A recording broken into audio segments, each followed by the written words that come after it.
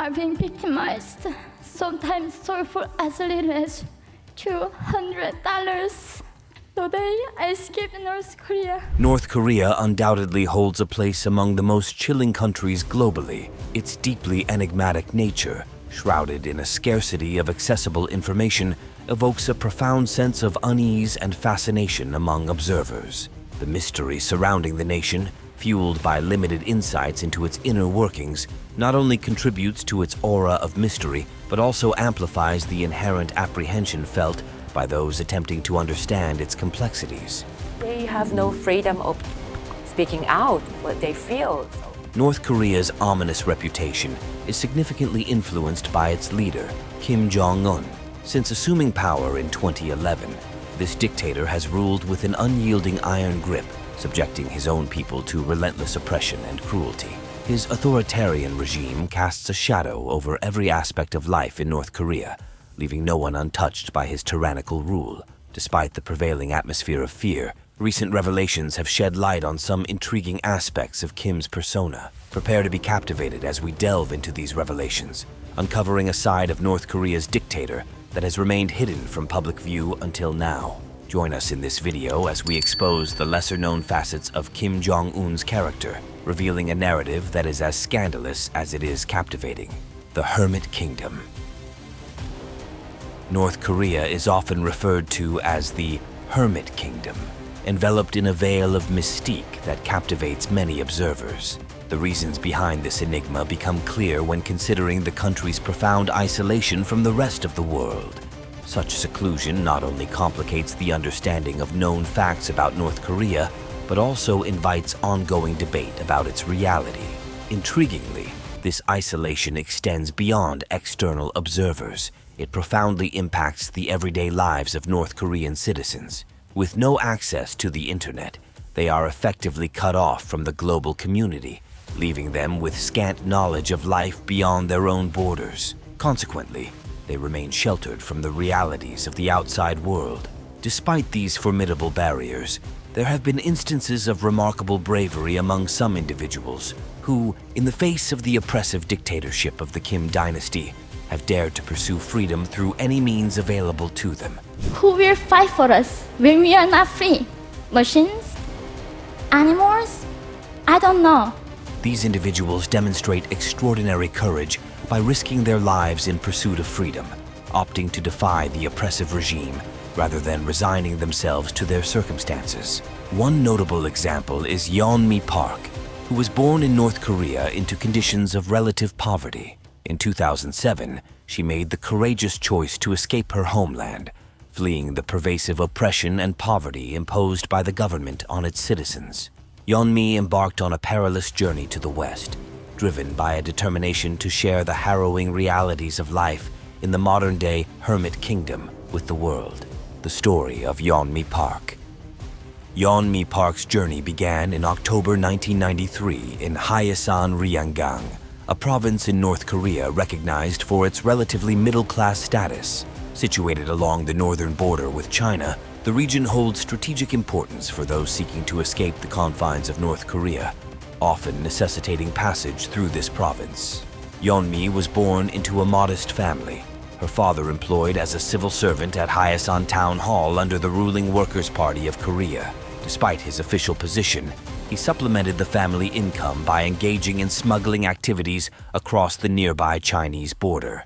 North Korea's chronic resource shortages have led to severe food insecurity among its populace. The country's isolationist policies and the impact of economic sanctions have further exacerbated this scarcity, prompting some citizens to resort to illicit trade with China to obtain essential goods and sustenance. However, engaging in such activities carries grave risks, as the authoritarian regime strictly prohibits unauthorized economic transactions. Yeon-mi's exposure to the outside world began to expand when she watched a screening of Titanic, as she recounted during a speech at the Oslo Freedom Forum.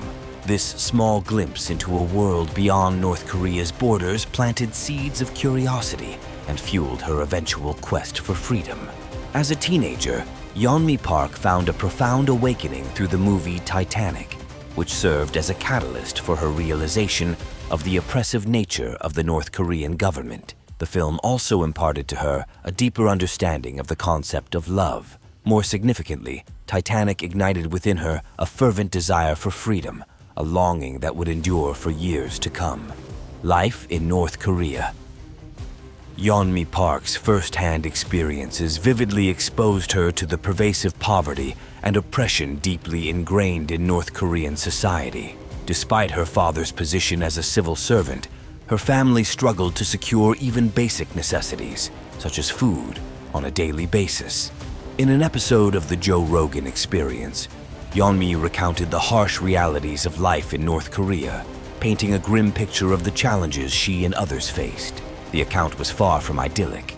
Rather, it depicted a stark and unforgiving existence.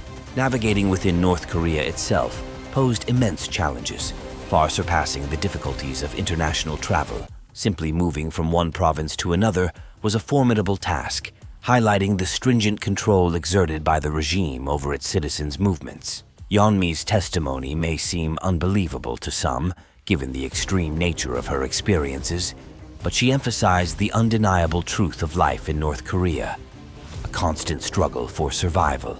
The pervasive atmosphere of hardship and fear weighed heavily on the population, with many forced to confront the harsh reality that mere survival was not guaranteed.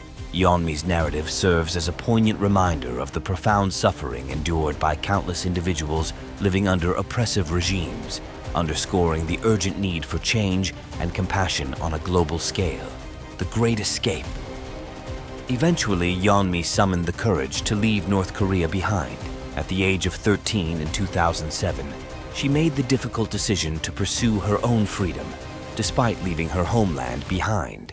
According to her account published in The Telegraph in 2014, her father faced imminent imprisonment after being apprehended for smuggling goods from China. However, he managed to evade jail time by bribing officials, prompting the family to initiate plans for their escape to China. Their escape plan hit an unexpected hurdle when Yeonmi's sister, Yoonmi, departed for China ahead of schedule without informing the rest of the family. Aware of the severe consequences for illegal departure from North Korea, including repercussions for family members left behind, fear gripped Yeonmi's family. Concerned about potential reprisals, her father swiftly arranged for Yeonmi and her mother to flee the country with the assistance of brokers experienced in smuggling North Koreans into China. Residing in a border town facilitated their swift passage, allowing them to cross into Jong-un, Korean Autonomous County, in China's Jilin province on March 30, 2007. Despite the successful crossing, Yeonmi later revealed that the journey was far from smooth, underscoring the perilous nature of their escape. The only reason I escaped was, luckily I was living in the border town of North Korea. So I was able to see some electricity coming from China. And that's when I thought, literally North Korea is the darkest place on earth. We do not have electricity. Maybe if I go where the lights were, I might be able to find a bowl of rice. They put the highly electrified wire fences, seal the entire border. So entire country became a concentration camp. But there's guards with machine guns. But luckily, my sister who escaped left me a note saying, "Go find this lady, she's gonna help you to escape." And she bribed the guards on the border. So I crossed this with one young man, and my mother and myself, 3 of us crossed the frozen river into China. Yeonmi and her mother found refuge in a Christian shelter in Qingdao, led by Chinese and South Korean missionaries. The city's sizable ethnic Korean population provided them with a degree of anonymity, allowing them to move discreetly and avoid detection by authorities. With the missionaries' assistance, they embarked on a journey to South Korea via Mongolia, finally experiencing a taste of freedom. Their journey was fraught with danger, highlighted by a tense encounter at the Mongolian border where authorities threatened to return them to China. After fervent pleading, they were permitted entry but were placed under house arrest at a detention center in Ulaanbaatar, Mongolia's capital. On April 1, 2009, they were escorted to Chinggis Khan Airport in Ulaanbaatar, bound for Seoul Incheon International Airport. Years later, the South Korean National Intelligence Service relayed the news that Yeonmi's sister, Yoonmi, had also escaped to South Korea via China and Thailand. Fortunately, Yeonmi and her mother were eventually reunited with Yoonmi. However, the fate of Yeonmi's father remains uncertain. According to Yeonmi, his illness prevented him from joining their escape, raising questions about whether he eventually secured his freedom from North Korea. One can only hope for his safety and liberation. Kim Jong-un's pleasure squads. Yeonmi's revelations have illuminated a particularly intriguing aspect of North Korea, the existence of Kim Jong-un's pleasure squads. In case you're unfamiliar, Kim wields absolute power in the country, where his commands are law. Like many autocratic leaders, Kim indulges in various pleasures, and his pleasure squad reportedly helps satisfy his carnal desires.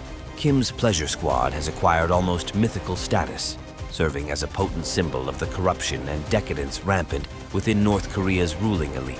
It highlights the stark divide between the privileged ruling class and the impoverished masses, revealing the profound inequalities within the nation. Referred to as the Gipayumjo in North Korea, the government's pleasure squad traces its origins back to the era of Kim Il-sung, the founder of North Korea and the grandfather of the current supreme leader. However, it was during the reign of Kim Jong-il, the father of Kim Jong-un, that the squad's activities truly came to the forefront. The primary role of these women was straightforward: to offer companionship and other services to members of the ruling class and the political elite. It's believed that through these arrangements, the supreme leader could cultivate loyalty among his inner circle, whether by satisfying their desires or potentially leveraging compromising material, such as photos or videos of their interactions with pleasure squad members. Kim Jong-il was notorious for his hedonistic lifestyle, and many reports suggest that he expanded the scope of the pleasure squad when he assumed power in 1994 following his father's death. Some speculate that he did so to divert his father's attention away from political matters, thereby consolidating power during his father's later years. However, the true motivations behind these actions remain shrouded in mystery. While there were reports suggesting that Kim Jong-un disbanded the pleasure squad upon assuming power, these accounts seem to have been exaggerated. Instead, the Kim dynasty has utilized the pleasure squad to secure the allegiance of top party officials, incentivizing loyalty to the ruling party by granting access to these women. Simultaneously, the government perpetuates a culture of corruption within North Korean society through the existence of these pleasure squads. Yeonmi Park has offered extensive insights into the workings of the pleasure squads. During an interview on the Jordan Harbinger show in September 2023, she revealed that the women recruited for these squads hail from various provinces across North Korea.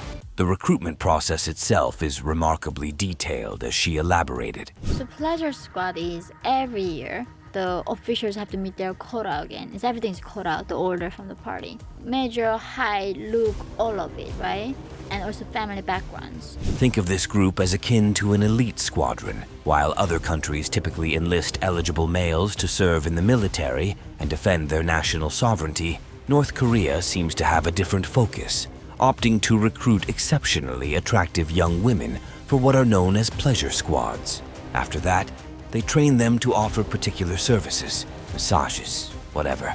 An individual with greater specialization has a higher probability of being assigned to a select team. Girls as young as the 14th of May be chosen from playgrounds, schools, and other public areas, and they will be made to carry out heinous deeds for Kim Jong-un and his party allies. What could be even more fascinating, do you know? Yeomin was asked to join this pleasure squad herself. In a video posted to her personal YouTube channel, she explains this. I actually personally been picked by this group both times, but I wasn't able to go because my family status. Every classroom, and they even go like schoolyards in case they missed anyone that was pretty. The narrative seems to align. Yeomin happened to be the daughter of a political party member. Given that her sister had already defected from North Korea prior to her, it makes sense that those responsible for selecting girls might have reservations about including her in the pleasure squad. In the same video, Yeomin elaborates on the process through which girls are selected to join these pleasure squads. Once you pass this stage, what they do is your physical exam. These girls are picked around 16 to 17, in South Korean age. The fact that the officials in charge of choosing these girls essentially have no options makes it even more intriguing. They are aware that failing to recruit enough girls would jeopardize their ability to support themselves. They are therefore even more motivated to make sure that they choose only the most attractive and well-chosen young girls to appease the members of the ruling party. That is truly devilish. Yeonmi added that the parents of the majority of these girls don't really have much of an option in this situation. Recruiters and government officials are generally hooked on girls they believe will be successful in the pleasure squads. Besides, her parents really don't have much control over it, given that the majority of North Koreans are already impoverished. Many would almost gladly give up their daughters if they knew they would at least be able to feed them and provide them with a better life than they did. In North Korea, being fat is the biggest privilege you can get in your life. So when these girls go there, they're gonna be fat. So their parents are so happy. I thought you said fat. My bad. No, being Fed. Okay. Yeah, they Hence give you my. food. In certain instances, these families may face coercion or receive modest compensation to permit their daughters to depart from home and join the pleasure squads. The party officials are willing to employ any means necessary to separate the girls from their families and place them under governmental control. The training process for these girls can easily take years. The girls undergo training in various skills and receive political instruction and indoctrination. This indoctrination instills in them the belief that their service to the regime is a matter of pride, portraying them as patriots for acquiescing to the desires of ruling party members. Moreover, many are taught to regard Kim Jong-un, despite his physical appearance, as the epitome of attractiveness. So it would be a great honor for them. If they were to be defiled by him, it would be considered a great honor. This illustrates the extent of the indoctrination they undergo. The training is rigorous, demanding long hours and extensive effort. Ultimately, the girls are sorted into different groups based on their designated roles. Eventually, the girls have the opportunity to perform at pleasure squad parties, which reportedly occur twice a week and are attended by high-ranking officials of the ruling party. These gatherings take place in luxurious settings where almost every form of hedonism and indulgence is permitted. There's an abundance of food and drinks, and party officials are free to engage in any excesses they desire. A significant aspect of these parties involves singing and dancing performances by members of the pleasure squad groups. When it comes time for more intimate activities, the members of the satisfaction group spring into action, providing pleasure to the party officials. The ordeal is described as extremely distressing, with some girls compelled to perform multiple acts with multiple people in a single night. Failure to satisfy their guests could result in severe punishment. Certainly, the happiness group also provides body massages to party members during these gatherings. Sometimes, members of the satisfaction group may also participate to conclude the festivities with additional pleasure sessions. It's been reported that Kim Jong-il was highly strategic in his utilization of these pleasure squads, instructing the girls in the satisfaction group to actively seduce party officials and gather information on their conversations or any secrets divulged. However, these parties weren't solely for political purposes. They also played a significant role in Kim's personal life, as he indulged regularly in activities with these women due to his insatiable appetite for pleasure. Now, you might be wondering about the fate of these girls after their tenure with the pleasure squad ends. Given the government's emphasis on selecting the most beautiful and attractive women for these roles, it would seem logical that once they reach a certain age and are no longer desirable, they would be released. However, Yeonmi explains that this isn't always the case. No, because they have seen too much. So the regime, they are like, when they take your daughter, it's like you gave it to your nation. So don't ever look them back. So these girls don't ever reach out to their parents ever again in their lifetime. So when you take these girls and then when they, like what we say, graduate, then they match them with the guards. Indeed, there have been instances of women being permitted to reintegrate into society after serving in these pleasure squads. However, the process is far from easy. Many of these women have been out of contact with their families for years, making it challenging to know where to begin in rebuilding their lives. Moreover, they face significant stigma and ostracization due to how society perceives them. Compounded by their inability to speak about their experiences serving the party officials, these challenges can take a heavy toll on their mental health. Many of these defectors grapple with enduring feelings of guilt and shame stemming from their involvement with the pleasure squads. Even for the fortunate few who manage to leave North Korea entirely, they often find it difficult to assimilate into their new societies and contend with the haunting memories of their past lives. Two sides of a country. The presence of these pleasure squads serves as a reflection of the broader societal landscape in North Korea. Firstly, the manner in which these girls are selected arbitrarily by party officials and forcibly taken from their families underscores the immense control exerted by the central government over the lives of ordinary citizens. Additionally, the utilization of these girls as political tools highlights the extent to which Kim Jong-un and his predecessors have gone to secure the loyalty of high-ranking party officials. These officials find themselves essentially devoid of free will, as any dissent against the ruling party could have dire consequences. To safeguard their positions, they must participate in these pleasure squad gatherings, thereby entrusting their secrets to the ruling party. The training these girls endure serves as a vivid portrayal of the extensive propaganda and indoctrination methods employed by the North Korean government to maintain control over its citizens. Recall that it is illegal to even access the internet in this nation. People have little to no understanding of life outside of their country since they are unable to watch movies or TV shows. As a result, the girls are easily brainwashed into thinking that their ultimate leader is the center of their universe. They are convinced that by offering their bodies to members of the ruling party, they are performing a patriotic duty. Furthermore, it is essential to highlight the stark contrast between the ruling party officials in North Korea and the everyday citizens. As I mentioned earlier, these pleasure squad parties are held in opulent locations, offering party officials all the food and drinks they could desire. In stark contrast, the people of North Korea live in poverty and hunger. When they attempt to improve their lives or engage in activities to enhance their quality of life, the government retaliates by imprisoning them on fabricated charges. There is virtually no way for ordinary North Koreans to succeed. Meanwhile, life for government officials and ruling party cronies is exceedingly luxurious. Even the girls who manage to escape the country and attempt to start new lives face severe challenges. They suffer from psychological trauma inflicted during their time in the pleasure squads and face continual threats from the government. However, not everyone is passive about this situation. The international community has strongly condemned the North Korean government's actions, including the use of pleasure squads to control party members and the populace.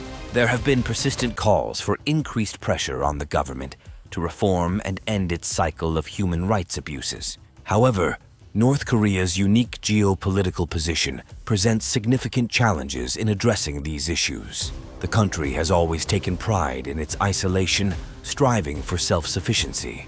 This insulation has effectively shielded North Korea from international pressure. Instead of fearing sanctions or other actions, the government continues its atrocities with impunity. Additionally, North Korea's nuclear weapons program is a critical factor. For years, the country has been expanding its nuclear arsenal, aiming to deter threats from foreign countries. With an unpredictable leader like Kim Jong-un, any opposition must tread carefully, as he could potentially resort to using nuclear weapons. With all of this, the international community has found it challenging to exert meaningful pressure on North Korea without risking an escalation of tensions.